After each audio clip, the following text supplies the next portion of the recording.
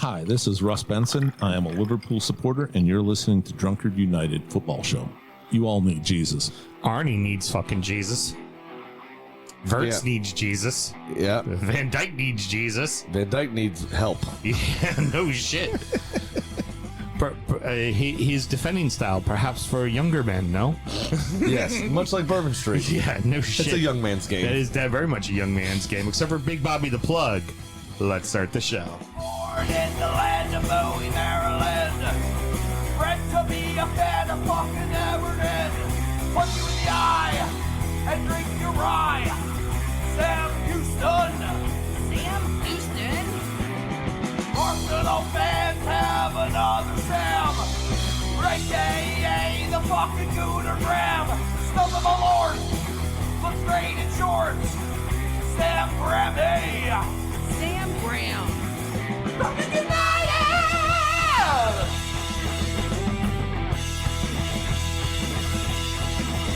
Fucking United!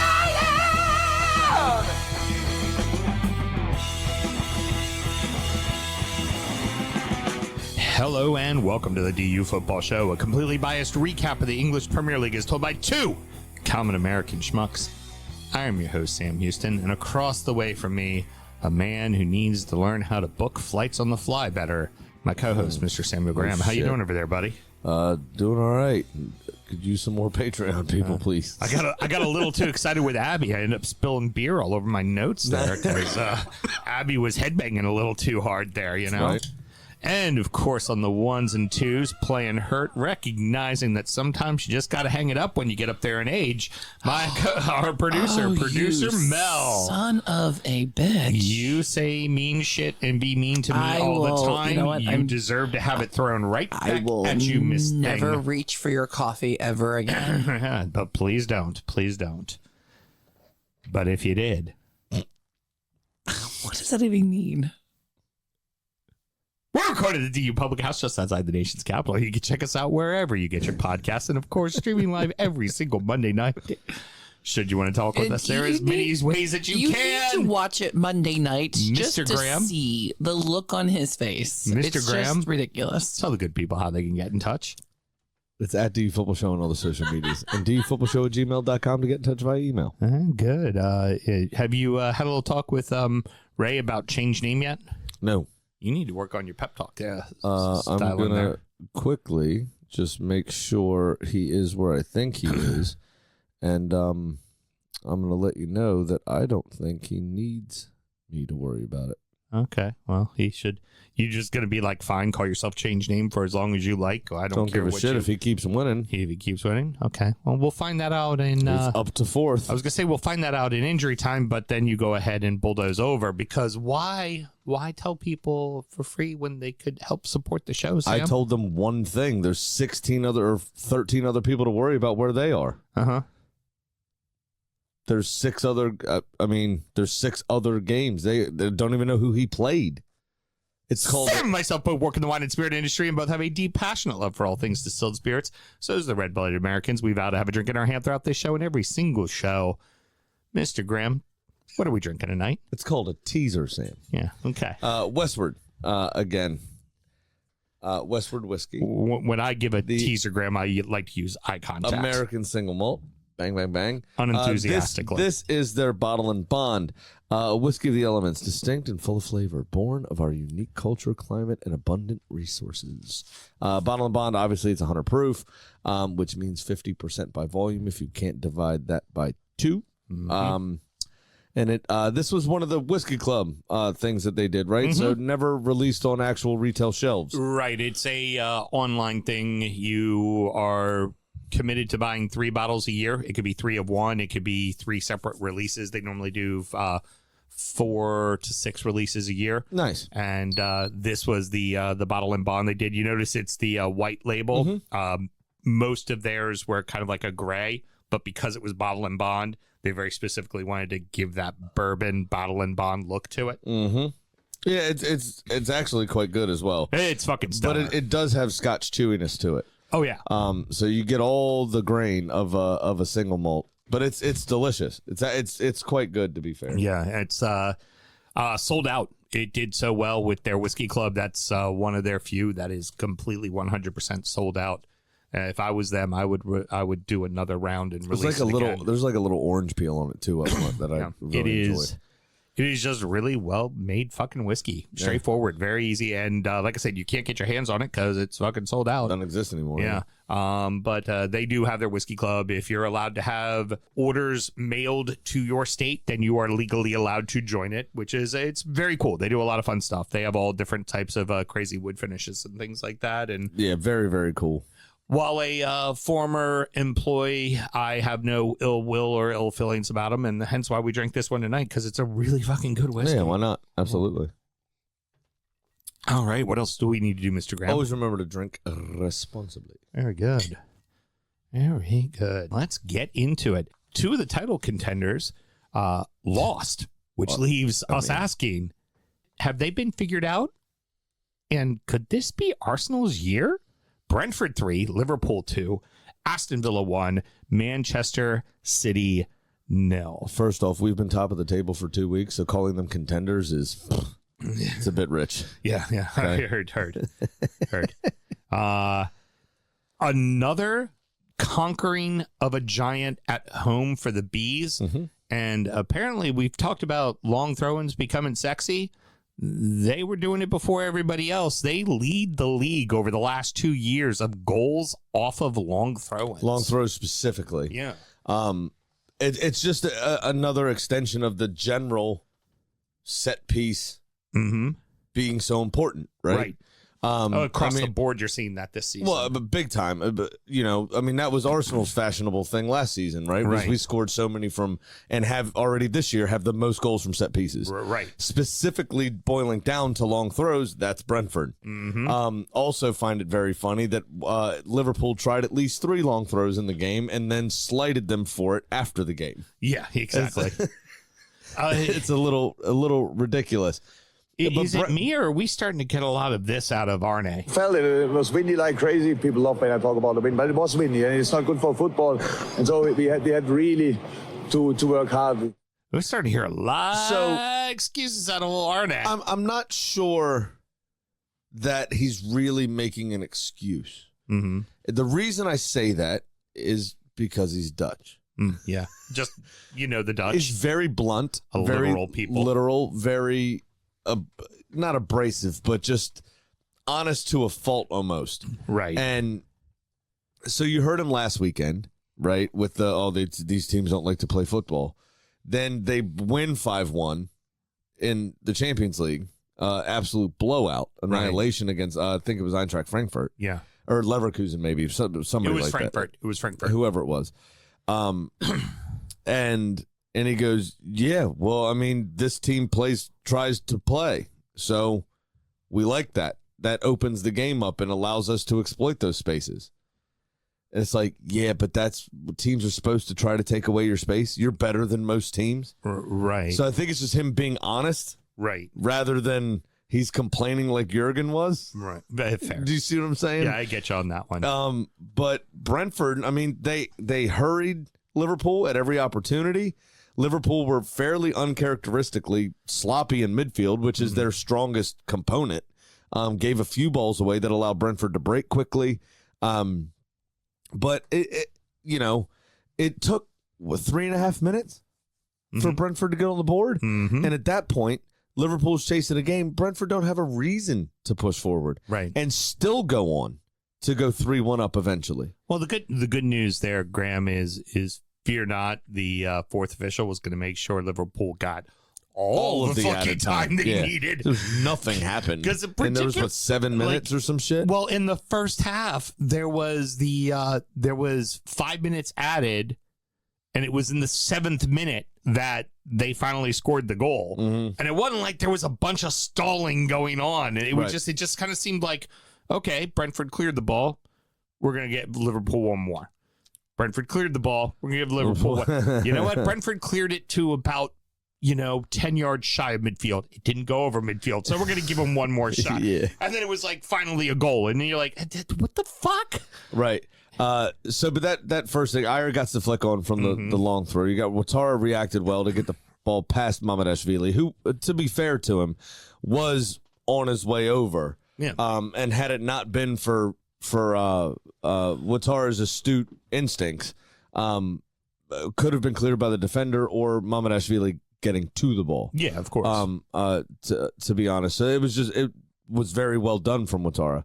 And Liverpool did have a couple of chances in the first half as well. I mean, they just didn't take them.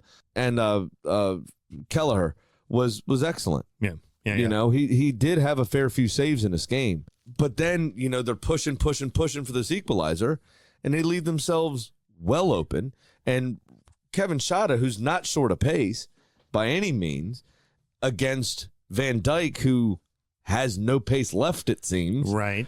was able to blow right past him and double Brentford's lead just before halftime. Yep. And then, of course, And then the more added time, you get the Kirkes goal to make it 2-1 at halftime, obviously, deep into first half stoppage time. So I wanted... And that ball, for me, as well, was a bit fortunate to get through the 6-yard box to find its way to Kirkes anyway. Right, precisely. I think it went past 3 Brentford players. Mm-hmm. There was one neat little flick, I believe, I can't really remember, from Ekitike or whoever it was, to get it around the second Brentford defender. And the third one at that point had just fallen asleep, and Kirkes was able to steal in behind him. So where I want to go next, and then you can kind of get back to goals that happened in the second half and how that all played out, because some of it actually ties into what I'm going to say, is unfortunately for Liverpool, the key pieces that you invested money into are all faltering right now. And we already know about the 2 outside backs that Kirkes and Frimpong really haven't bedded in. Kirkes is doing okay because he already has the Premier League experience. Frimpong is not doing well. Yeah, Frimpong's not playing well at all. At all, and to the point where he's not even getting on the pitch. But to that point, though, Connor Bradley was playing well last season. Right. When he was in for Trent Alexander-Arnold last year. True. So I thought personally it was Connor Bradley's to lose from the beginning. I thought Frimpong was going to be a backup, and then he started with Frimpong at the beginning of the season. Right. Then did that weird shit in the Champions League or League Cup maybe where he it was Champions League. Put Frimpong in Salah's position. Yeah. Early on. It might have been League Cup. Yeah. But it made absolutely no fucking sense. So I think there's a lot of different things going on here. So we already finish. had that. And then do you look at the major signings, right? You know, Isak, we've already kind of talked about the drama around that, and he really wasn't anything into this. I mean, obviously came on later, but for me, it's more Wirtz, right? Wirtz was the big signing. You got him early. You got a full training camp with him. I want to compare him, and I still have one other thing to do after this, but I want to do this topic first, is if this was, when this was Manchester United and was Paul Pogba, the entire league, every supporter, every fan, every talking head was like, oh my God, the money that they wasted on Pogba. What a display. This is so terrible. Why is there no hate for other than them being like, well, he still needs to bet into the league? No, he's a world-class fucking player, and you spend a shit ton of money on him. Like, so part of it is funny to laugh at Manchester United. You know, of course. Part of course. The other piece of that is, remember, Pogba was there as a youth player. Left for free. And they bought him for $100 million. Yeah. Right. So that is you just admitted you're a fucking idiot. Right. And then he also still sucks. Right. Now, he ended up coming good for them for a fair bit of time. Right. And I think Florian Wirtz will as well. I mean, his performances have looked a bit more put together the last 2 or 3 games out. But why not? You know, there should be critique on the fact that he has not been 100%. You know? Yeah, no, he with a full preseason, and as much as he's featured for Germany playing against different systems and different types of people around the world over the last couple of years, he absolutely should be doing better than he is. Now, I think players sometimes underplay when you talk to them about it, how much their price tag is. But obviously, when you see the headline of they spent $100 million or whatever, I think it was 116 on him, but whatever it is, right? 85 million pounds, and that plagued Nicolas Pepe for Arsenal with the 72 million club record signing. Right. We wanted him that bad, Right. and then he kind of stuttered, Right. and so those headlines start to pile up, and you got to think too. Professional athletes, while they may come across as humble, are absolute fucking winners. They've been winners their entire lives. Yeah. They are dedicated. They work hard. They get their head down. There's a reason why they are where they are. There's a reason why they are where they are. They are egotistical. And when they may say, I don't look at the papers, but when those headlines start piling up and your performances haven't turned anything back, the headlines can pile up, but if you have numbers to show it, you can write that off. Yeah, the worst player in league. The worst player in League 2 is 10,000 times better than you will ever be. Exactly. That's what you need to remember. Right.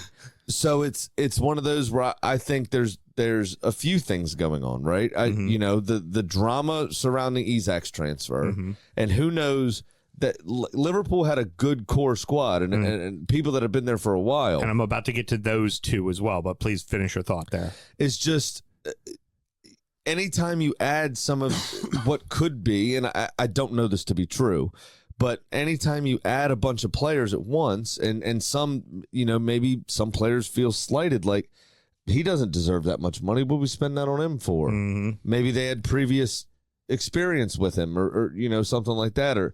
But you add these other egos into a squad that seemed pretty well balanced last season, could upset the apple cart in the dressing room. Yeah. And then the other two that's worth talking about is Mo Salah and Virgil van Dijk. While, yes, they are getting longer in the tooth and getting up there in age, let's face it, these are stalwarts for your club. Absolutely.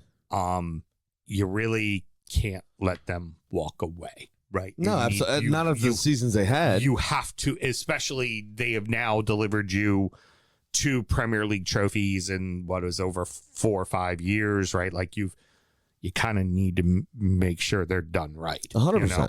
And, but also once you've done that, when they both come off with really slow, bad starts, and particularly in the case of Van Dijk, his very rough, aggressive, full throttle style of playing, when you become a step slower, the things you used to get away with are blatantly obvious. Oh, yeah. Which is the case of, like, this penalty. Like, remember, there's famously times where, like, we see pictures of him with spikes up going through somebody's ankle, and there was no VAR, so no one fucking caught it because he was just so quick and so aggressive and so good at it, right? That you just didn't see it. And right? a lot of cases would win the ball. Yeah. Because he had that speed. And now you saw it with Shada's goal, right? It almost, there was a realization. It almost looks like a kind of, maybe not a tactical thing necessarily. It looks like an unwritten rule between them. Like, I don't have the legs anymore. You do the chasing back. Because Virgil van Dijk didn't even really try to chase Shada down. Yeah. Konate's supposed to be doing that from just how the play unfolded, right? Right. And it looked like he gave up about 25 yards from goal. Konate ain't too terribly fast and either. That's not great. No. But Virgil van Dijk stopped, I don't know, 9 yards before him. Yeah. When that ball was played through. And when Konate gave up, I mean, he was completely one-on-one with Mamardashvili, who arguably could have done better. He got something on the ball on that shot. Shada didn't particularly do anything special with it or make Mamardashvili work for it. He gave him a little drop of the shoulder. He committed him, but he was still able to get a foot to it. And if you're going to be able to get a body part on a shot around the penalty spot, you probably should be saving it, to be fair. Yeah. Yeah. And then when we come to the penalty, I will say, color me shocked that they looked at it on VAR and realized that it was in the box and not outside the box. I'm amazed. It was on the line. It was one of those that was quite close to the line. Like, it was very similar and forgive me for this, but it's the only example I can recently think of. the Saka penalty that was given last weekend. Yeah. That they judged he had gotten a piece of the ball. I think it was. Right. But it was a very similar situation where it was right on the edge of the box. But as we all know, the line is in play. Yeah.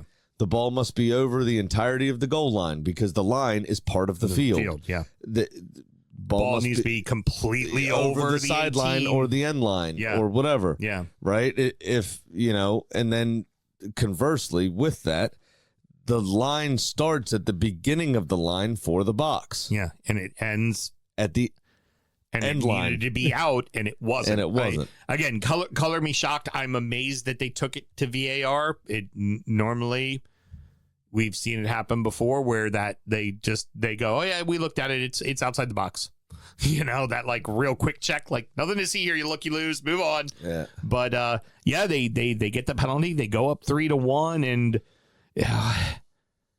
like you said, it was plus 7 minutes. I believe it was plus 12 when the whistle finally got fucking blown. Yeah. Now, Salah obviously scores an absolute cracker of a goal fairly early on in stoppage time. Yeah. I think it was it might have been 88 minutes actually, now that I think about it. Yeah. So it wasn't even into stoppage time yet. And then they had 7 or 8 minutes that was given as a minimum. It is for a minimum, remember? Right, of course. But it did feel like they were trying to give Liverpool some extra time there I want to talk about Salah's goal for a second. I mean, that hurt my groin and my hamstring at the same time looking at him receive the ball. Yeah, exactly. But then for the ball to only bounce once, him to sort his feet out and then smash it with his wrong foot into the roof of the net. I mean, that's, and that's what's been kind of crazy about the start of the season, right? He scored the goal against Bournemouth, and then he's had a penalty or two. This was his first goal from open play since that opening game of the season. Yeah, which if you're going to win the league, you need him scoring goals. Even when Dennis Bergkamp was slow as could be that last season of his career with Arsenal. Yeah. He was still fine in the back of the net because you don't just all of a sudden lose the fact that you're lethal, right?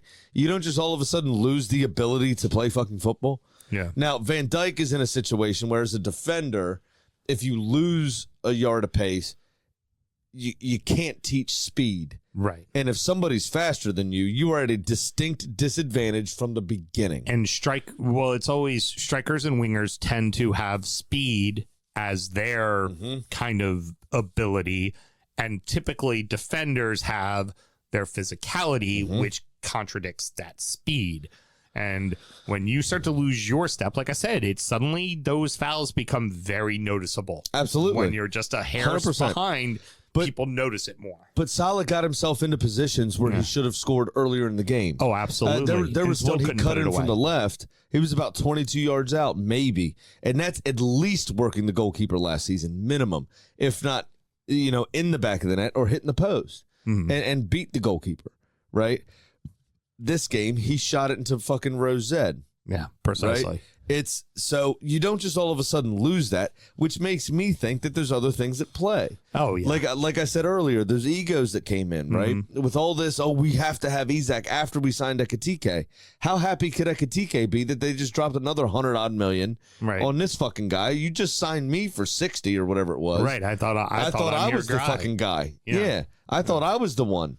Yeah. And then to have that start to the season only to be replaced by him. Mm-hmm. So how much did that upset the apple cart? He came earlier. Did him and Salah create a bond before Isak showed up? How is Isak's ego? He was obviously a piece of shit to force the move. Right. It was fairly unprofessional. He started training with his old club. Yeah. So does he walk into that building thinking I'm fucking king I'm hot shit. Yeah. Doing this. How much does that do? We saw Soboslai with that goal they gave up. I think it was to Chelsea, yelling at Mohamed Salah on the field. Yeah. Right. You didn't track back. Right. Right. You didn't cover this guy, and that pass broke us down. Yeah. Right. So there's obviously something going on here. And then I will say again, I can't stress this enough. Salah and Van Dijk specifically, because that's who we're talking about with the biggest issues, were two of the players seemingly most affected by Diogo Jota's death. Yeah. And grief comes in many different ways. Yeah. How many times,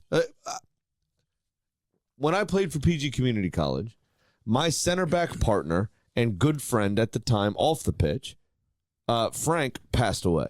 Yeah. Got in a car accident, hit his head off a tree, was in a coma for 7 days. I was a pallbearer at his funeral in this country, and I gave his eulogy for the team. Yeah. As the captain of the team. And I wasn't right for a good few months playing. Yeah. Right? I was 19 years old. I didn't know what to do. I lost my friend. Right, precisely. Right? Yeah. He was 27 years old. He had a wife and all that stuff. He had come over recently from Jamaica and was, enrolled in school and had college eligibility in the States, so he was able to play with us. And I just remember just being torn up. Like every time I laced my boots up, as we sat next to each other in the changing room, we did all of those things together. Right. We rode in each other's car to get food.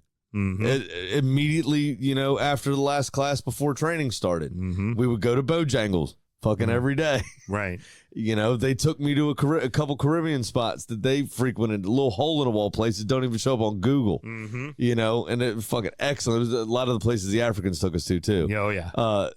Kind of spots where they're not really listed as proper restaurants. They were fucking phenomenal food. Right. The first couple times give you the shits because you gotta get your stomach used to it. Oh yeah, of course.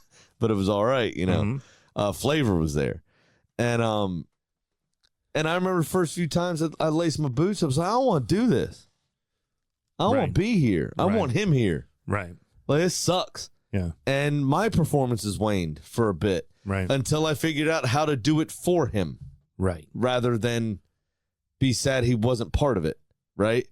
And I found my form again and everything was fine. And these players will figure out how to do that. But that tragedy, coupled with the potential egos, all the summer drama, surrounding Isak specifically, the potential offense caused to Ekitike and the disruption of that front line. There's so many reasons they could be misfiring, right?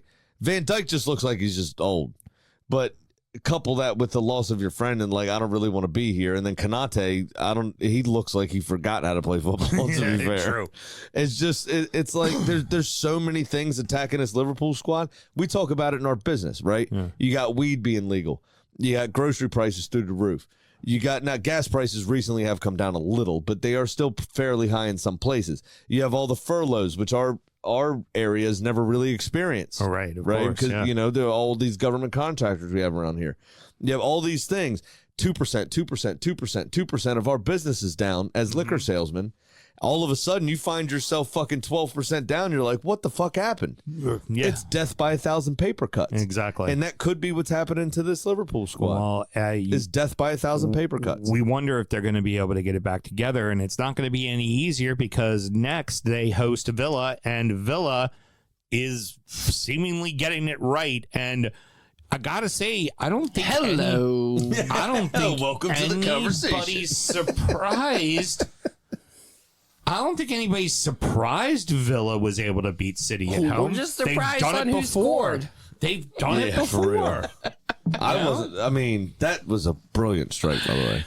They practiced that one. Yeah, They practiced that one. That is something I wanted to say. The commentators were like, "Oh, that they didn't practice that on the training ground." Zero respect to Matty Cash. Zero respect to the effort. I think they absolutely practiced that on the training ground because off a short corner, somebody is not putting the ball out to the front of the 18 on the ground, right? In the air they may, but on the ground, unless they're expecting someone to be there, to be at that spot. And he I am hustled. convinced. You see him just take off, and he doesn't look at anything until the last second. It's like, I'm here, ball's there, bam, we're gone. Yeah. With his wrong foot as well. Yeah. City did start the game well, but Villa grew into it very quickly. And the minute they got that goal, they were like, we're going to fuck with you today. City never got it going after that. Nope. That initial 5 minutes, City was okay. Yeah. And then Villa said, fuck you, man. No, you're good. Keep on. Well, no, it's as that game continued, you could see Villa get their old swagger back, Mel. They looked like that team that was just like, oh yeah, we're gonna beat up on you, we're gonna fuck with you, we're just gonna keep knocking you around, we're gonna make this game ugly, you're not gonna like it. Oh, by the way, Haaland, you're not gonna touch the ball at all. Well, 2 of his balls touched something. Bro, that happened. When you earlier said, I hurt my groin, my head went, wait a match. Until we talk about groin hurting. Bro, you know what the worst part was? So these games kicked off simultaneously, Arsenal and City. Right, of course. That happened to Gabrielle about 2 minutes before it happened to Haaland. So we're all in the pub in New Orleans, right? And they've got all the games on TV. And everybody's looking at Gabrielle going, oh, fuck. And then the City guys that were watching the City game went, oh, fuck, look at this one. And it's like everybody's nuts are bursting. Chestnuts roasting on an open fire. Just stay humble. Horrific. That was humbling. Mel, I do want to find out in like your conversations with the fan groups and stuff like that. What's the thought process of Jadon Sancho coming in as the sub and then being subbed out before the game was over and snubbing Emery when Emery like tried to bring him over to talk to him? There's a lot of people that aren't happy with Emery right now and they're just a bunch of little bitches. And so I've actually snoozed the Villa group and I've just been going in and checking after matches because I had no idea how emotional Englishmen were. Oh, they're very emotional. It's a respect thing. Right. You came on. Obviously, you came on for an injury, so I wasn't planning to put you on yet. Right. But I didn't think Sancho played that bad, to be completely fair. He didn't. I didn't think it was horrible, so subbing him out could be... he feels it's disrespectful, obviously, which is why there's a reason for it, and you just, there's a reason gotta for trust it. the process. Well, and for me, I have a feeling Emery was trying to pull him over to go like... This is why I did this. Son, you played well. We're up 1-0. I need defense It's the on the 75th pitch. minute or whatever. I need defenders. Like, I need defenders. Speaking of defenders, I need to see this match out. how about that Pau Torres clearance? And did you see him celebrate it like a goal? Oh, yeah. It was nerve-wracking, right? Because it was going towards your own net, but he skied it over the bar, obviously, on purpose. But then he just... Yeah. Yeah, it was. There was a lot of heavy pressing, and when we did finally score, it was because we had been pushing so hard. But there was at one point where City just kept, and we were on the offense, and City just kept pushing us back and back and back on our heels. They were relentless. This looked like the Villa of the last couple of seasons. A little sloppy, but we got the job done, and City had all the finesse and all the perfection, and Villa still outplayed them. So 2 more things, one for you, Graham, and then one for you, Mel. Yes. Graham first, because I'm going to end on you, Mel. Okay. Graham, for City, has it become a complete reliance on Haaland? Because it kind of feels like it has. I'm not sure that I necessarily believe that yet, but I think there are underperforming pieces, right? Phil Foden contributed. Well, last season didn't play very much, but the season before obviously contributed a ton of goals. Grealish the season before, ton of goals. Yeah. The Savinho was supposed to do better than that. Doku was supposed to have been working on his finishing and started the season fairly well. Right. The last few games they haven't really been able to do that. It just seems like they're living off of what Haaland does. Like if Haaland scores, they can win. And I'm not bringing it up to say that you're wrong, Mel, because the possession. Not possession, but the total shots showed that they kind of dominated the game. Possession was only 6% difference. Total shots, they had 18 total shots, 4 of those 18 on target. so less than 25%, right? Villa had 9, 3 on target. So 33%. Yeah. And only 1 shot difference on target. So really the chances were even. Yeah. And the possession was just about even, 47 to 53. So while that means they had a lot of pointless possession. Right. And they gave the ball away in midfield before the final third, or rushed it up the field and then blasted it to fucking nowhere. So while City looks good doing it, They started getting handsy after halftime. It's a They lot of were getting pointless frustrated. yeah, absolutely. Mel, really, the thing I wanted to mention to you and have you talk about was honestly the biggest difference in the Villa team.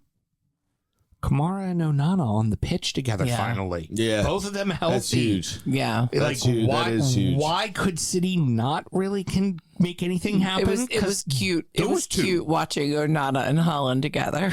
Oh, Nana was fucking with him a lot. He was fucking with him a lot. It was cute. It was really, really cute. So, Mel, Graham was... As one player, I think, could give Holland a run for his money Exactly. in the old fisticuffs. So, Mel, you heard Graham talking about the liquor business and how things are going down. So in a depressed market, what should you always do? Oh, cash is king. And it's sexy. Yeah, it is. The Tyne and the Wear both had at the death wins. And at this rate, the Derby in December may be an early preview for who gets into Europe. Yeah, right? Sunderland 2, Chelsea 1, Newcastle 2, Fulham 1.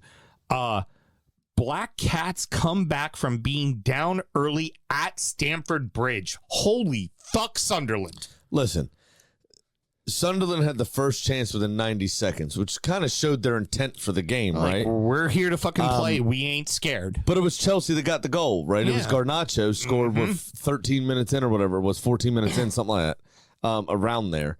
And Chelsea pressed, though, but never iced their advantage. They could not get past anything that Sunderland were putting out. I heard something today, and I couldn't really figure out how to articulate it, but it was great. One of the pundits I listened to, Sunderland didn't have the ball, but were in complete control. Yeah. Right? They ushered Chelsea into areas where they were uncomfortable and then hit them on the break after winning possession because they didn't want to be in those positions to begin with. Right? And that's what they did. They were in control of the game without the ball. Yeah. Which is a really fucking hard thing to do. But they did it. They managed it. And it was absolutely a brilliant performance from Sunderland.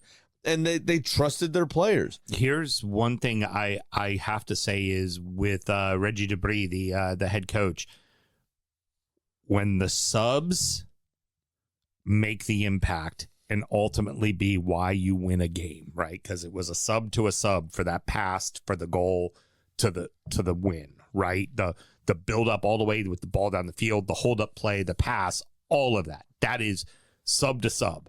All that says is that your manager, or like the losing manager, Maresca, can only look across the box and go, well done. You beat me today. Yeah. You beat me today. Like, you made adjustments to the game that changed the game. And this is a game we should be winning easily in our building against a newly promoted side. And like you said, they had the game was in their hand. They had it the whole time. Even though they didn't have the ball. Yeah. The game was in their hand. The whole time. They moved as a unit. They ushered Chelsea into places that made them uncomfortable. They won the ball. And those passes, that movement to get to break, right? It looks like it may be by accident. Like, oh, fortunate, here he is. That's planned, man. Oh, yeah. They have to move as a unit to do that. And they played the perfect ball. Yeah. Every time to get those 2 goals.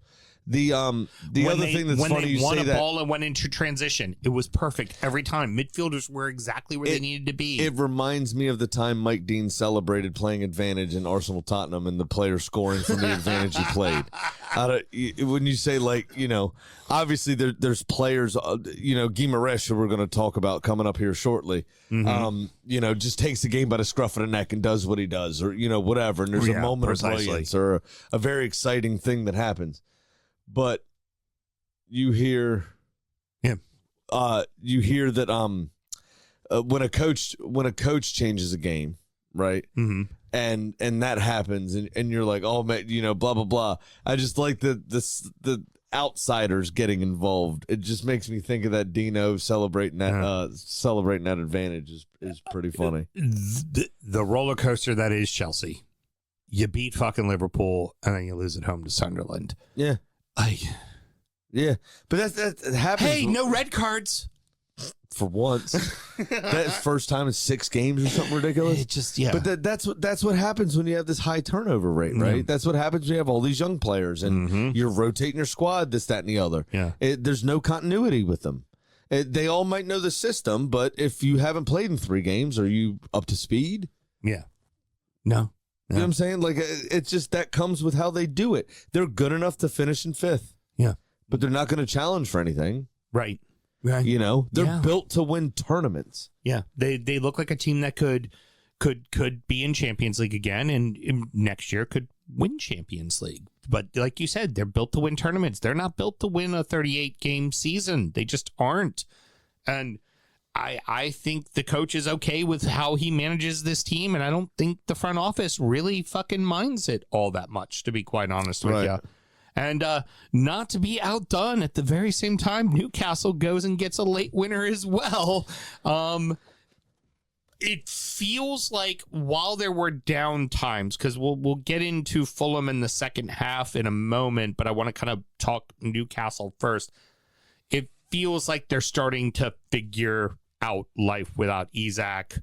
Voltamata is definitely bedded in, but Alenga has really started to kind of get the hang of it, and Gordon's healthy. It seems, but it's still Jacob Murphy that's getting the that's getting the plaudits. Oh yeah, Alenga started the season fairly well, had a little bit of a creaky little injury. Yeah, but it feels like it's starting to come together. But Jacob Murphy's taking his chance when he came back in. Yep. So that, you know, that's starting to build the depth that Newcastle need to really compete on all fronts, right? Yeah.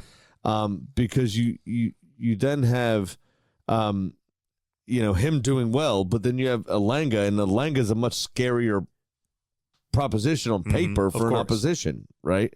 And Voltamata is taken to this league like a fish in water. Yeah. Where Isak, you know, seems like he still needs time to get used to English football. Yeah. Even though he's played here for 2 years. Exactly. Well, I would also say, though, too, for Newcastle. That was for you guys. You're welcome, Alan. Yeah. But also for Newcastle as well, they are playing, you know, Champions League this year as well. It feels like they have the depth. It feels like they have the rotation. Everyone is, obviously, knock on wood, is actually fucking healthy for the most part, right? Like, it just felt like they needed that drama to be over with. And I know they're still not in the top 10, but you kind of look at them and you say, all right, Villa did it. Now you're going to do it too. Because Villa's now in fucking 7th, right? Like, don't look now. And you kind of feel like, you know what? Newcastle's going to rattle off a couple more, and then we're going to see Newcastle in 6th, 7th place and going, okay. Yeah, those two teams that we thought would be battling and challenging Spurs and Chelsea for the final Champions League spots, they're back. Right. Here they are. Yeah, exactly. And don't forget, Chelsea are in the Champions League this season. right. I mentioned that, as well. Yeah, they're doing okay. Yeah. But I say they're a team built for tournaments. Yeah. But when you look here at what Newcastle's doing, you need that depth, right, to fight on all fronts. Oh, yeah. And last season, we saw a couple of times, you know, them kind of spurt and sputter at certain situations. Yeah. They've added Voltamata. They've got Visa to still come up, who hasn't even played for them Hasn't yet. even played a minute yet. Because he's been hurt since his transfer. Wonder how he passed the medical, by the way. Seems dodgy, if you ask me. Very much so. But you have Alanga came in and started the season well. Yeah, that elevated Murphy's game even more than it was last season. You've got Anthony Gordon and Harvey Barnes. Both are scoring goals. Yeah, exactly. Right? Both of them have done things. Yep. It's all to play for Newcastle. And then you have Guimaraes, who wanted to leave. Yeah. Still playing for the shirt, still figuring it out, and looks like maybe wants to stay now because everything's going swimmingly. So here's the thing. Before we get to Guimaraes' goal, here's my kind of interpretation of this second half. Fulham were the better side for a lot of it. Yeah. And they were really pushing the narrative. And it seems like, I know he's still being used in subs and he's still getting his feet, but feels like Kevin's starting to fucking figure out what he's doing, man. Yeah. And he looks like he's going to be a very dangerous proposition once he figures out the pace of this play. I think Marco Silva needs to use him from the start for a fucking game soon. I think he does. I think that needs to happen very soon, too. But he's an absolute difference maker. And it looks like he can be a flat out certified big time star for like a mid table club, like one of those guys. He could be a Semedo type where everybody's like, oh, we have to go buy that guy. Yeah. You know, he has all the build to be that guy. And the only thing Fulham couldn't do was score a fucking second goal. Yeah. They really pushed. They were pushing the narrative. And then your boy, Guimaraes, just decided, nah. I'm going to win this. Yeah, exactly right. But it was a very long rebound that Leno gave up. As a goalkeeper, I personally, as an outfield player, would look at my goalkeeper and go, bro, you gotta hold on to that. Mm-hmm. You got to do something different with that. Gave up a long rebound, and Guimaraes reacted first. His rebound cleared his first line of defense. Mm-hmm. That was in the box with him, and Guimaraes just snatched onto the end of it, and that was the day. Yeah, but. We talked about it, kind of a little bit with Arsenal there in the first segment, extending their lead. These are the ugly things you have to do to win games. Yeah. It's not pretty. It's not the build-up play. It's not, all the sexy, one touch, big, beautiful blonde man bicycle kick fucking... Right. From the edge of the 18 into the top corner, hitting both posts, kind of thing. Right. It's this fucking, it's a follow-up to a rebound. That's what wins you things and gets you into the big tourney. Yeah. Also, don't look now, Fulham, just outside of the drop. They've been on a little bit of a slide. I feel Absolutely like they'll be not worried about them at all. Right. Yeah. As well. It's not even a concern. But it is worth noting, right? That, no, they're there, but they'll be fine. I really believe they'll be fine. But I gotta say, like, Newcastle's starting to figure it out, much like how Villa's starting to figure it out, and it just makes all of us as neutrals, and I'm sure for both, the Black Cats and for Newcastle are just starting to rub their hands like the meme. Guy. Oh yeah, I'm just going Tyne and Wear. I can't wait. I can't fucking wait. Tyne fucking Wear right in my veins. Even the Newcastle are in 12th. We're rounding out the rest of the league, so that happened. Leeds 2, West Ham 1, Manchester United 4, Brighton 2, Arsenal 1, Palace 0, Bournemouth 2, Forest 0, Burnley 3, Wolves 2, Spurs 3, Everton 0. In a result that absolutely nobody was surprised by, Leeds won at Ellen Road. We both said it on injury time. Leeds was winning this game. I guarantee you every Leeds supporter looked at that and went, we're going to win that game. And I bet you every West Ham supporter looked at that and went, we're going to lose that game. Like, 5, just not 6, surprising at all. 7. What are we counting 8. off? I had a 6-game parlay for my bet. I made it 8 just because I promised myself I would add in whoever's playing West Ham to win, and over 1.5. Over 1.5. So I had a very conservative, for me, 6-game parlay. Yeah, made it I made it 8 because that's of that. a fucking ringer. Yeah, no Guaranteed. shit. Not ringer, a banker. That's guaranteed. For Leeds, this is good. This is exactly what you need to do in your building. If you are going to survive, you need to beat the teams who could potentially be in and around you. West Ham is one of those teams that now Leeds can look at and go, I think we can finish above you. The best. That's what they got to do. The worst part for West Ham, right? But was also the worst part for West Ham was the start, right? You did not need to concede early. No. At all. That's terrible. The best part, though, was this time their shoulders didn't drop. They actually came to play. Yeah. Paquetá had an equalizing goal ruled out for offside. That changed them a little, but they still seemed to try to play the game. Yeah. So Nuno's motivation and organization seemed to kind of take hold, because I honestly thought that it was really an areola mistake for the second goal, right? I thought West Ham could have gotten themselves back in the game. For Leeds, I knew they were going to win the game prior to as well. Yeah. I thought that also. I was encouraged by the performance, that it seems like Nuno's ideas are starting to take hold, and the confidence he's instilling in the team is starting to take hold. That does not necessarily translate to confidence on the pitch. Right. And I think their confidence is at such a low that Leeds were able to take advantage inside the first 17 minutes or whatever it was to win the fucking game before it really got started.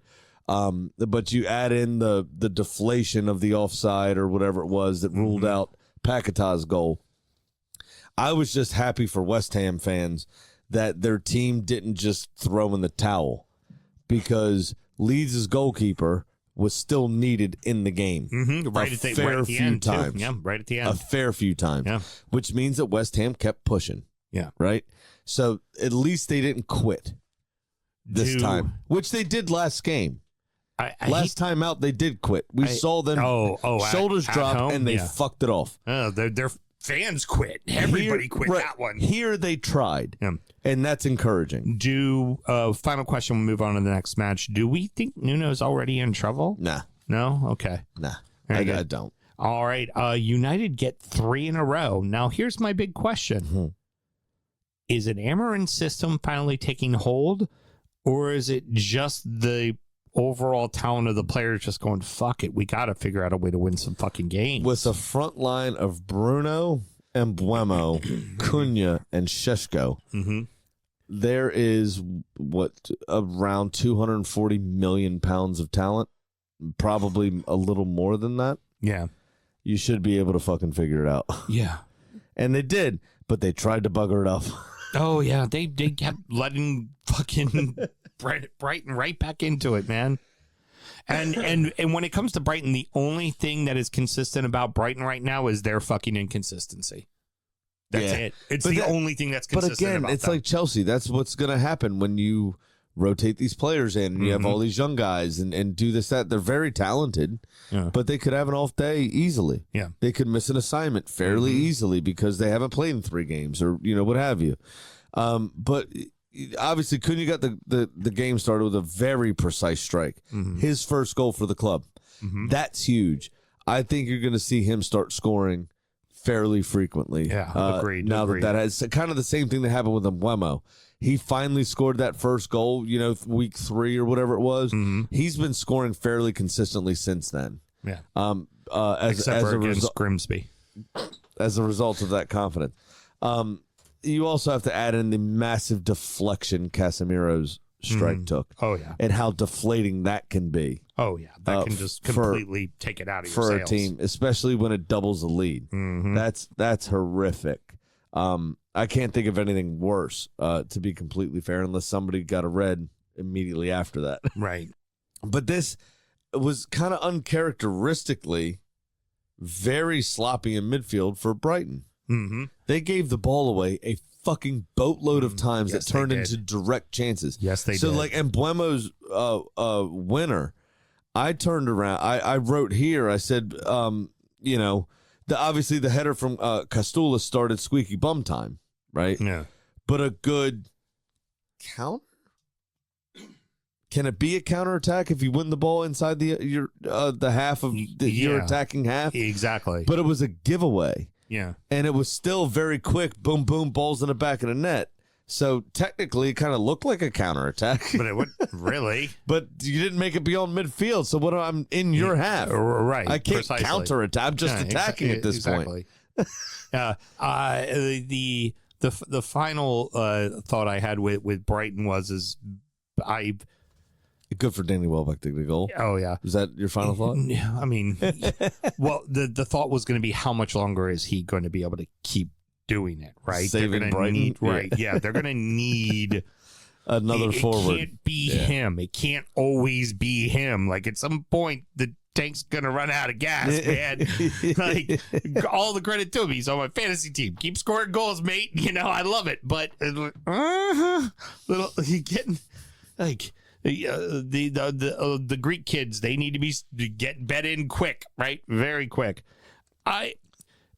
Arsenal have now find themselves top of the league. They've got a nice point lead on the teams that are probably going to be competing for the title. They only have a 4-point lead at the top because of, but that's not a team we're going to see competing with them at the end of the season. Correct. But the thing I have to say are any of us surprised that it was Eze that scored the goal? No, absolutely it was almost not. like we all knew the soccer gods were going to have Eze score the goal. One of the first things I put on my real money bet was Eze to score or assist. Mm-hmm. Because it always happens, especially with a high-profile transfer. You knew it. It always was going to happen. Yeah. There's not much to say about the game, to be completely fair. It was a functional, boring win from Arsenal. The goal itself was exciting. It was a actually very difficult skill that Eze had to achieve to score that goal, which is why you saw him come off the ground first. The ball was in a very weird position, too high to really kick it, too low to really head it with any power, and also too far out. He's not known for his heading ability either. Yeah. So to jump to get his knee over the ball and caress it, with enough pace to take it past the goalkeeper was absolutely fantastic. I figure for you, it's not sexy. You'll take 29 more of those, though. The fucking 100%. 29 more of those, and you won the fucking league. So it doesn't have to be exciting. It just needs to be fucking wins. Listen, I wrote 3 sentences. My second sentence is, it ain't pretty, but who fucking cares? It's been too long, and we just need it. Yeah, exactly.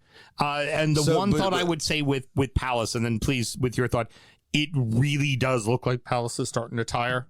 Like that, the workload's a lot. They're still in 10th with a +3. I mean, they're going. We know they're going to be fine. We know they're going to be fine. We know they're going to probably be somewhere between 8th and 12th. They're going to have a shout at European competition. They may have another good cup run. They may win the Conference League, right? I think they have a good shot at that. Although they did have a setback on Thursday, but I think they have a good shot at winning it. But you can also tell in the league, it's starting to be a lot. You can tell it's starting to be a lot. They're not doing what a lot of those type of teams do when they go to Europe, which is start the season in fucking 18th place. Right. Oh. Now, I think what you're going to see from them is a little bit of spending in January. Mm-hmm.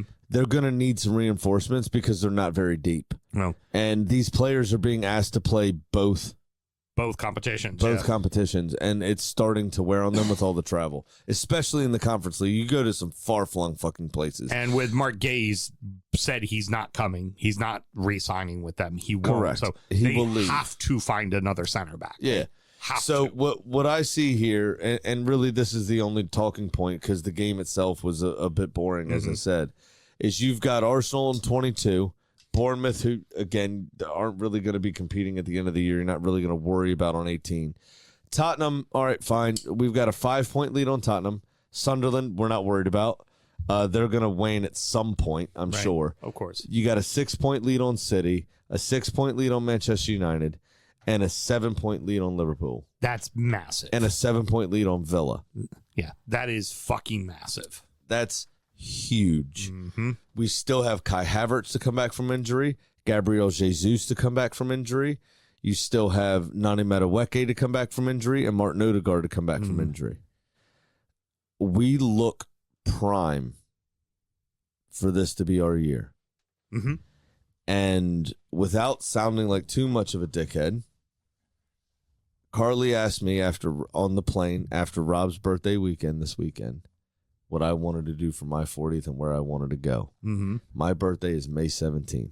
You know where the fuck I want to go? Be in London. Fucking title parade. Yeah. I want to be in London for the fucking title parade for my 40th birthday. Yeah. I think and there is no phenomenal. better fucking chance for it to happen than now. Yep. I agree. Just keep fucking going. Agreed. I don't care if it's 1-0 and 20% possession for the rest of the season. Look like Sean Dyche is managing us. I don't care. Just keep winning. Win 1 fucking 0 every goddamn day. 29 more of them. 29 more, we're hoisting the fucking trophy. Brother. It's all it needs to be. Come on. And speaking of the Cherries, they keep doing what they do, which is they dominated the This fucking was Vitality. The most professional win I've ever seen them put together. Yeah.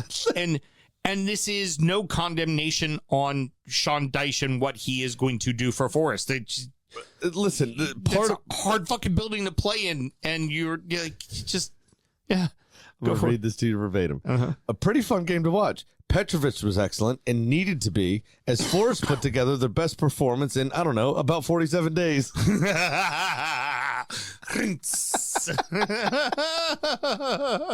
That's pretty good. Yep. But Bournemouth were fantastic. Tavernier obviously scoring direct from a corner. I think that might have been a foul on Matt Sells. They got pushed. In my opinion, they're one of the few of those this weekend, Yeah. I think. I think he got pushed 2 times. Eli Krupi, though, after, was it Semenyo or somebody get rugby tackled in the middle of the field, Eli Krupi goes on his lonesome run and absolutely hammered a ball. For Matt Sells, I think he had it covered until it hit the ground about 6 inches in front of his hand, which was a perfect fucking strike. From Eli Krupi. He's absolutely brilliant to that left-hand post. But Forest looked much better than they had under Ange at all. They looked put together. They looked organized. They just looked like they needed a bit more time. Yeah. Right?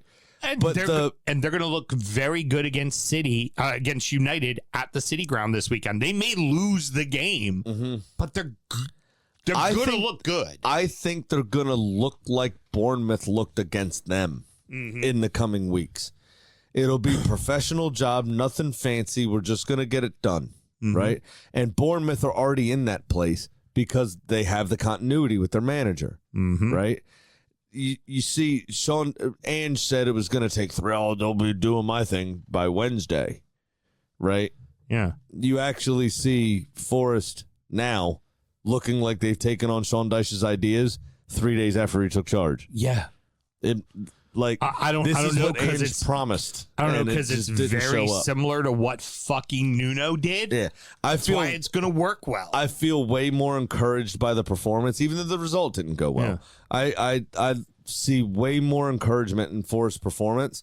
And I don't actually I didn't tip them for relegation. Obviously, didn't know Nuno was going to get fired. Right. But I don't.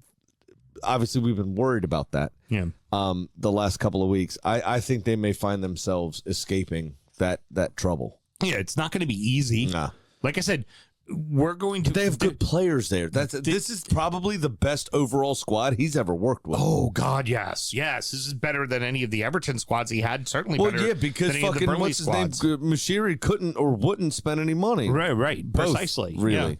Yeah. It was speaking with Burnley there. Burnley win at the death, but they gave away a 2-goal lead in the process against a team they probably should have put to bed after going up 2-0. Yeah, but remember, it's at the Molineux, Yeah, right? I know. And they're trying to jeer the fans up. They started booing, and Wolves responded to the boos. Yeah. Right? They did. They responded to the boos. They went, oh, shit, they're fucking mad at us again. And they raised their game. Got a couple of goals right before the half. And honestly, I mean, almost inch perfect that free kick from Arias in the second half, and they could have walked away 3-2 winners. Yeah. Like, That's fair dues. And I feel Dubravka pulled off a couple of phenomenal saves. Wolves weren't without their chances. Yeah. That's for sure. But they're missing something creative. Yeah, they are. They're missing Cunha. Yeah, They're exactly missing what they're that missing. presence. And it just doesn't seem like Wolves can fucking win, man. They seem completely lost in that regard. But also, and I don't know what's going on with their goalkeeping situation, but things are not well. Things are not well. No, they're fans booing the team and like kind of going at Pereira, being like, you're being fired in the morning. Like, it ain't his fault. This ain't his fault. The other thing too, though, is what did you want them to do in that scenario? Did you just want them to get the point and see it out? Or did you want them to try to finally fucking win a game? And that's what Pereira had them do. We're in our building. It's 2-2. We're going to go for the win. Because a point doesn't get us out of the relegation zone. And a loss doesn't matter. We're still where we are. But a win is at least the win. Mm-hmm. Like, so he went for it. And then the supporters are all yelling at him. Like, he had the gumption to walk up to them all, you know, but he had to be pulled away from one of his players because, like, what the fuck you expect this guy to do? Your ownership ain't doing nothing for you. Like, fuck off, man.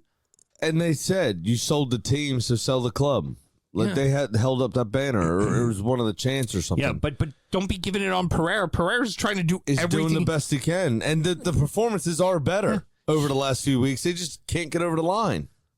He's fucking thirsty, man. He wants pints. Like, you don't think he doesn't want to win? He wants fucking pints. Let me tell you something. If he holds true to the saying, first the points, then the pints, great. That just means he hasn't had a pint. This motherfucker's been drinking, though. This has been a hard start to the season. Yes, it has. He's getting some whiskey down him, maybe some Bucky. You don't know. You don't know. Wolverhampton's a dark place. So the final match, the final match of the weekend. Look at Danny and how he behaves. Yeah, true. Very interesting because it was the exact opposite of what Spurs and Everton have been for the past couple of seasons. This was a match where Everton had a lot of the possession. Everton had a lot of the impetus. 2 fucking set pieces, and they're down 2-0 at halftime. Yeah. Now, first and foremost, Van der Ven as well doesn't score many goals. Fuck you, John Champion. Fuck you. The first fucking corner. What does he say? He goes, well, Everton haven't conceded a corner kick this entire season so far. Promptly, dare I say, a Sam Houston special. Bang!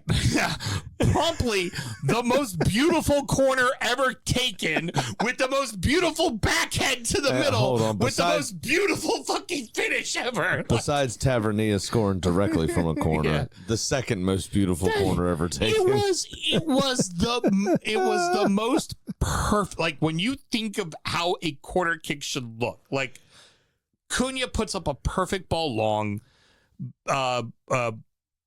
Buonanotte, right? Was it? Yeah.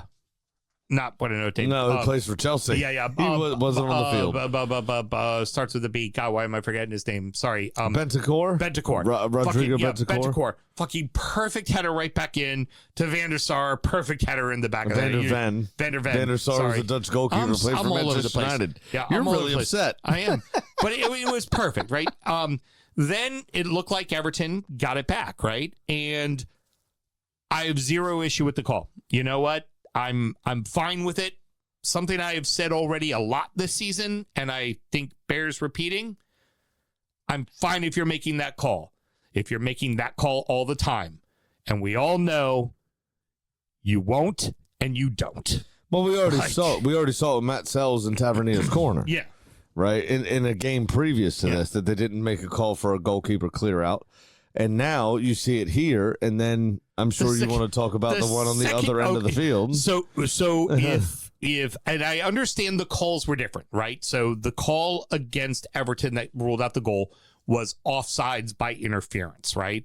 But what is interference? Interference is, congestion or potentially even a foul to slow up a keeper. It did look like there was a bit of a touch on him and, a little hold. So then Van der Ven scores again on a header. But mind you, he does a full stiff arm that moves Pickford out of the way. Like, legitimately, he's in front of him, and it moves him to his left as he heads the ball in. Mm-hmm. It directly impacted the keeper from being able to make a play on the ball. And then what I expected to see in that Liverpool Brentford match with the Van Dijk foul is exactly what happened here. They went, VAR went, nothing to see here. Let's keep it moving. And you're just like, you're not even like looking at it. Yeah. If ever like a ref should be I'm full hand out and pushed. Like I'm very fine with the first thing being ruled out, but then turn around and like, okay, we've decided in this very game, we are protecting the keepers. Then don't not protect the other keeper at the other end when it happens. Like, if this is the rules you've established, if this is how you've established you're going to call a game, like umps with a strike zone, right? If you're going to call things inside, you're going to call things inside for both teams. When you don't call things inside for both teams, a manager normally gets run because they're arguing balls and strikes with you, right? Right. Same situation. It's the exact, like, how do you not in that situation? And as I told you on Injury Time, I said, if Spurs score in the first 20, they're going to probably get us. And they scored in the first 20, and they got us. Yeah. And I thought Vicario was way more important than I thought he was gonna be. He in was this game. big. He made a couple of very good saves. Yeah. He only officially made 2 saves, but there was a couple of cross interventions, punches or high claims. He had an exceptional game. He had a very good game. One of the best games we've seen him play in the last 6-8 months. To be completely honest. Why I said it felt like Upside Down World, because Pickford maybe wasn't at his best.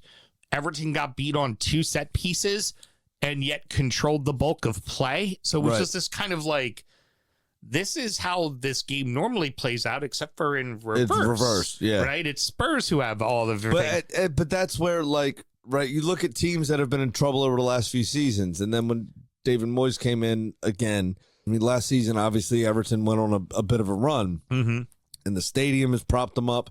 They made some signings, and it looks night and day from what Sean Dyche was doing. Right. I thought that you gave a good, despite the score, I thought the scoreline was flattering to Tottenham. Oh, very much You so. gave a very good account of yourselves. Again, you had more shots overall and only 2 less on target. Yeah. Speaks to your wastefulness rather than Spurs being good, if that makes sense. Well, that's because you had more possession. You had, you've got all of these things going for you.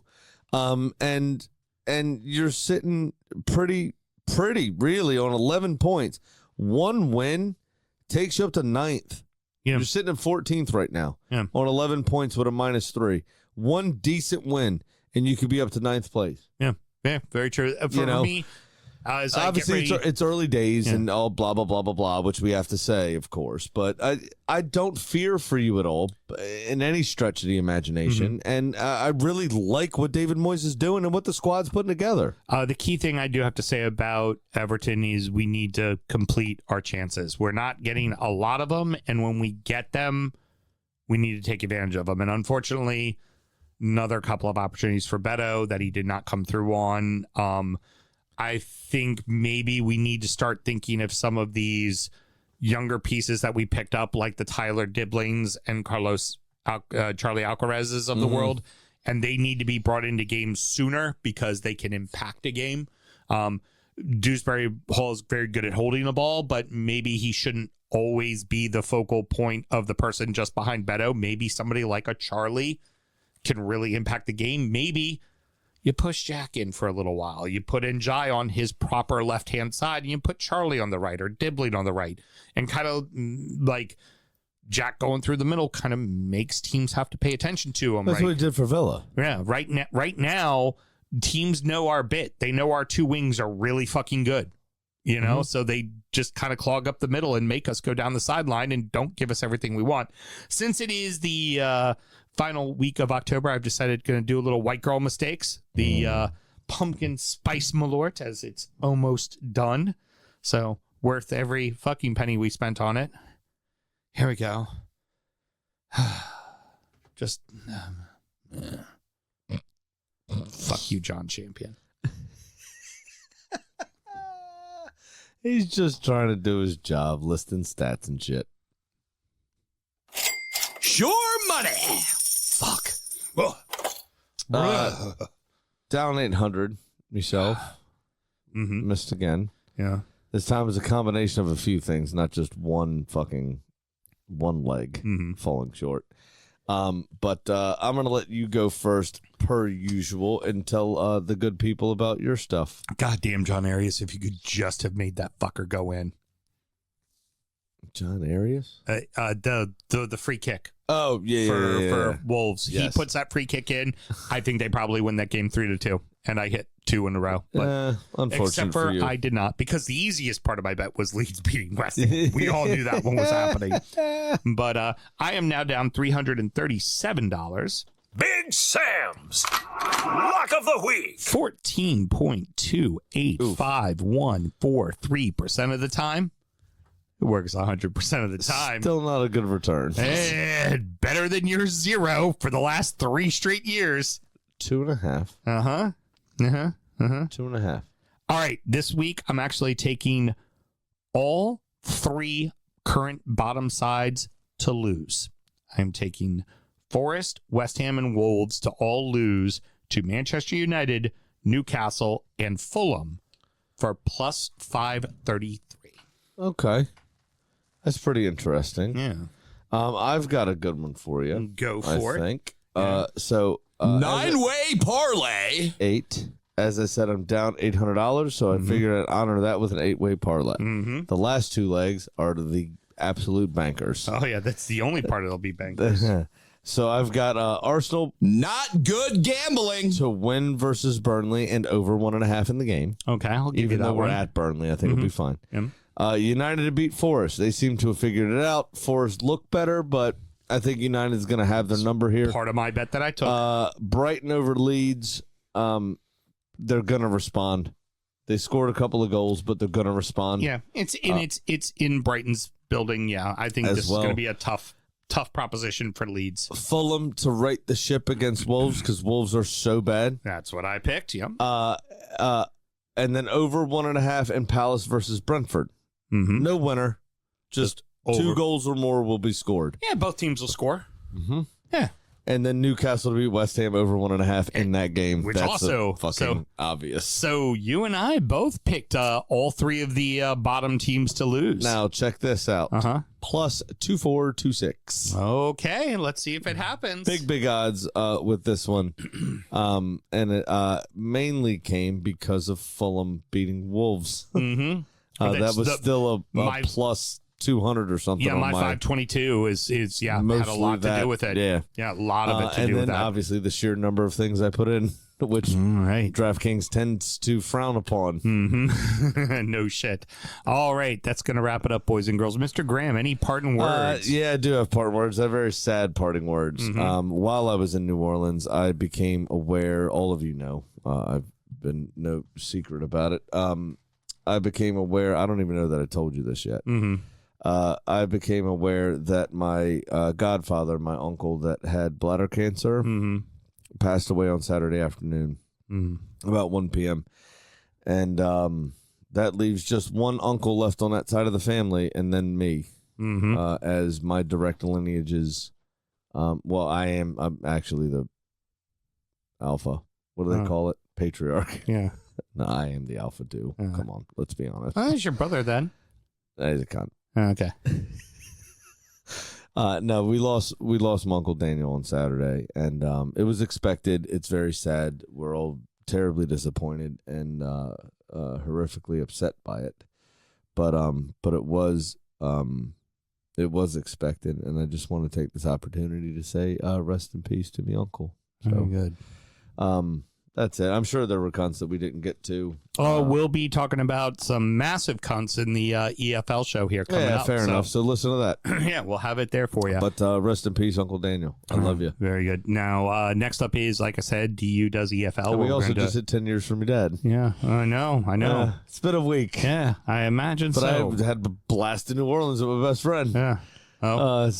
Yeah. And $1,400 to get your ass home. It's been a week. It's been, but 1 week since I wanted to come. Next up is DU does the EFL. We're going to be talking about the rest of the English football. The biggest thing, obviously, is the story surrounding Sheffield Wednesday. And then after that, we'll be doing Injury Time, which is where we talk about our adopted clubs, the beers we were drinking, check in on our fantasy, and preview the weekend's action. Mr. Graham, should you want to support the show, how do you go about doing that? Very easy, actually. It's at Nope. It's patreon.com/DU Football Show. You sign up to that $5 tier, and you get all of our extra content that Sam just laid out for you. If you do want to get in touch with us, though, it's at DU Football Show on all the social medias, and dufootballshow@gmail.com to get in touch via email. Let us know you're a Patreon, and any of your correspondence will get absolute priority. Anybody that's on the stream and want to hang out for the next show, we're just going to go grab ourselves some quick beers and hit the head, and then we will be back. I'm smoking a cigarette, though, because also, RIP my vape, I think it got possessed in New Orleans. It started going off by itself. Understood. And so I haven't had any nicotine since we started the show. And the key thing to know that is when someone makes mistakes, they don't always have to point them out. You know, your co-host doesn't always have to do that, because I'm a better person than you, Sam. Till next week. Fuck off. Born in the land of Bowie, Maryland. Bred to be a fan of fucking Everton. Punch you in the eye and drink your rye. Sam Houston. Arsenal fans have another Sam. AKA the fucking Gooner Graham. Smell the Malört. Look straight in shorts. Sam Graham, hey! Sam Graham. Fucking United!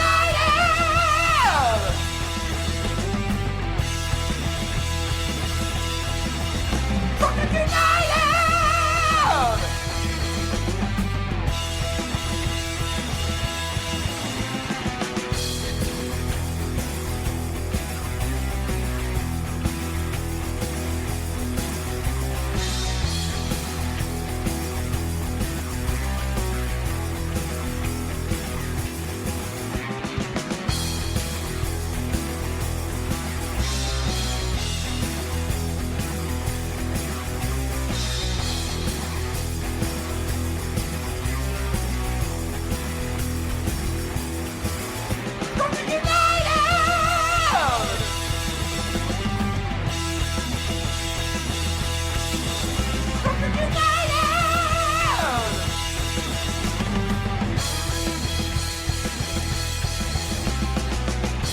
Hit the fucking mute button!